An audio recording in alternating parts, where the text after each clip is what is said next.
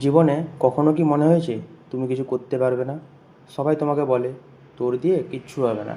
আজকের গল্পটা এমন এক ছেলে যে বারবার হারতে হারতেও শেষ পর্যন্ত হারেনি। একটা গ্রামে থাকতো একটা ছোট্ট ছেলে রাজু। তার পরিবার খুব গরিব ছিল। বাবা দিনমজুর, মা লোকের বাড়িতে কাজ করতো। ছোটবেলা থেকেই রাজু একটা স্বপ্ন ছিল, আমি বড় হয়ে কিচ্ছু একটা করব, আমার মা বাবার জীবনটা বদলে দেব।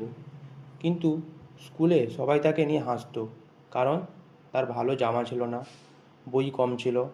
একদিন একজন শিক্ষকও তাকে বলেছিলেন, রাজু, পড়াশোনা সবার জন্য নয়, তুমি কাজ শিখে নাও। সেদিন রাজুর মনটা ভেঙে গিয়েছিল। কিন্তু সেই দিন রাতে তার মা বলল, যদি সবাই তোকে ছোটো ভাবে তাহলে তুই নিজেকে বড় প্রমাণ কর। সেই দিন থেকে রাজু বদলে গেল। সেই দিন কাজ করতো আর রাতে পড়াশোনা করতো। বন্ধুরা যখন খেলতো বা ঘুরতে যেত, রাজু তখন একটা ছোট্ট আলোয় বসে পড়তো। অনেকবার চেষ্টা করেও সে ফেল করলো, কিন্তু সে হাল ছাড়েনি।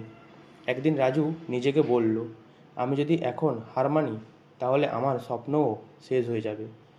তারপর সে আবার চেষ্টা করলো, আবার পড়াশোনা করলো, আবার পরীক্ষা দিল। এইবার সে শুধু পাসই করলো না, খুব ভালো রেজাল্ট করলো। যারা একসময় তাকে নিয়ে হাসতো, আজ তারাই বলল, রাজু আমাদের গর্ব। আর যে শিক্ষক বলেছিলেন তোর দিয়ে কিচ্ছু হবে না, আজ তিনি রাজুকে উদাহরণ হিসেবে দেখান। জীবনে যারা তোমাকে ছোট ভাবে, তারা তোমার শেষ নয়।